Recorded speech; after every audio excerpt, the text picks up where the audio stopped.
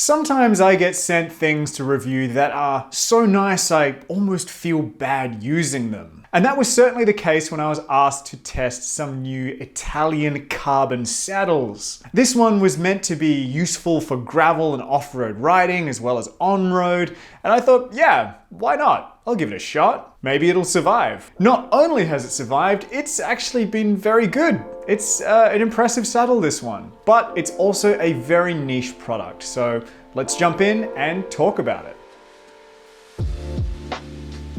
And here it is, the Selle Repente Latus M.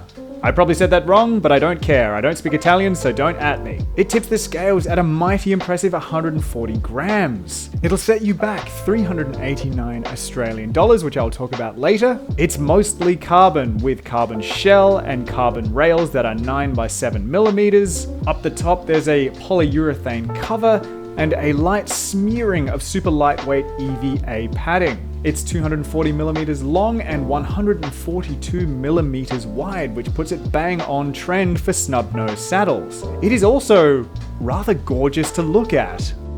I describe the Selle Repente as hilariously beautiful, and it's just covered in little details and touches that make me go, wow, this really has been made with a lot of care. You get to see all of the sort of molding and shaping and really nice detail, and there's even this little picture of a dude on a bike on the underside of the shell where you're never even going to see it after you've unboxed it. Then on the polyurethane covering at the top, there's logos and little splashes of color, perhaps a little bit too many. It is, if anything, a little too busy up there, but still it has quite a dramatic effect, and this is something very beautiful overall. I describe it as hilariously beautiful because this has been on a gravel bike that has just been pummeled with horrible conditions all winter. It's been coated in mud, it's been coated in clay, it's been ridden through water. This has just sort of done everything over the last couple of months, and yeah, it's a little bit funny to do it on something that is so aesthetically pleasing. A couple of notes on the construction that do stand out. The first is the sheer length of usable rail that comes with this saddle. You can use almost the entire rail. It's quite extraordinary, and I've never seen that before in a saddle. So if you're someone who really likes to obsessively dial their position, then this will give you a big usable range. The width of the saddle is 142 millimeters and the length is about 240. And that puts it right in the same wheelhouse as the Specialized Power Arc and the Bontrager Aeolus. It's pretty much exactly the same as the smaller sizes of those saddles. The differences are that it doesn't have a fully cut channel. It does have a channel in it, but it's just sort of a slight subtle dip that you can see in the top of the shell. There is a slight upward sweep at the back that stops it from being perfectly flat, but it is quite subtle.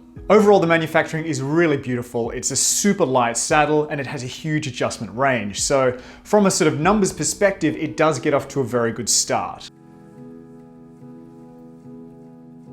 The killer feature of full carbon saddles like the Latus M is having a kind of micro suspension directly under your backside. I've actually got two carbon saddles on my road bikes with the Tune Comvor Plus, and I just love the way they feel. Now obviously the first and most important issue is how your physiology suits it. This is a contact point and therefore it's a fit item, so it has to fit your body. If it fits, then it can have fantastic benefits for your comfort. If it doesn't, it really won't. In my case though, it really did fit me well, and it turned my gravel rig from a little bit harsh to super comfortable. The Grove RAD that has been seen on this channel for the last few months is an absolute weapon of a bike. It is a racy and aggressive aluminium frame. It is more comfortable than you might expect, but it still can leave you a little bit tired and worn out after quite a long ride. So the Latus M saddle placed on top of the Syntace P6 High Flex post, the greatest seat post of all time in my opinion, was a fantastic tandem combination for making this bike super comfortable. Really deep into long rides, I found that my lower back was just so much better off with this particular setup. The test period for this saddle has included about 50 hours in the saddle, with the longest day being a little bit over 8 hours of ride time. So I've given it plenty of opportunity to show itself to be uncomfortable, and it just really hasn't. This bike spends most of its time on bumpy and harsh terrain. Any small discomfort will compound quite quickly. It is something of a one-position saddle though, so it's quite comfortable when you're sat at the back, sort of on the widest part. It's not as comfortable when you slide forwards. The nose of the saddle is quite narrow,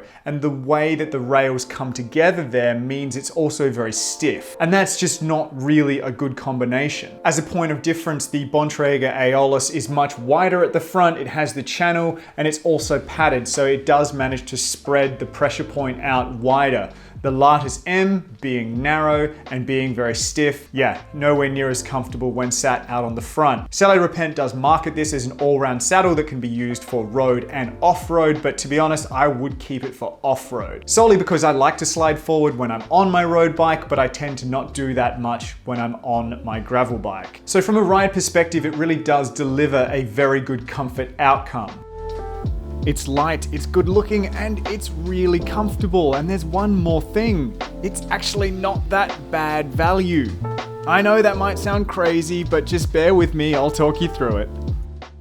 Jaws do tend to drop a little bit when you tell people that the saddle costs $380, but it's actually a very market appropriate price for this kind of product. So let's take a whip around and look at what the alternatives are. The S-Works Power Arc is about $390, Bontrager Aeolus Pro, pretty good value at $299, Pro Stealth Carbon, $390, and the Tune Comvor is about $369. So this is right in the mix of those saddles. And just to show you how high the ceiling can go, the S-Works Power Mirror is $700, and the Selle SMP Carbon will push a full $1,000. So $389 might seem expensive, but making apples to apples comparisons is actually not that bad at all. Having said that, comfort does not belong to high price points when it comes to saddles. You can find comfortable saddles all up and down. It's all about fit and physiology. And while I'm not gonna say that it's cheap, I am gonna say that the price is appropriate. If you want a really comfortable,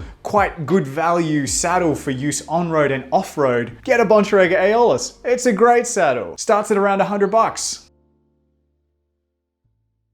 I had plenty of skepticism about the Latus M when I first got it, but it has won me over. Ultimately, it does realize its purpose as a very nice saddle for a small niche in the market.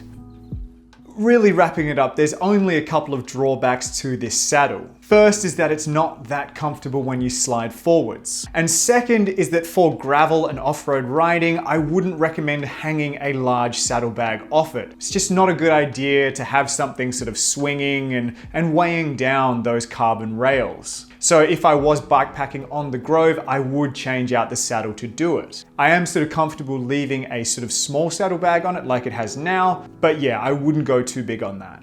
For the people who are out there with the money and the inclination to spend on a saddle and get something that's light and beautiful and a little bit niche, this does come with a big recommendation from me.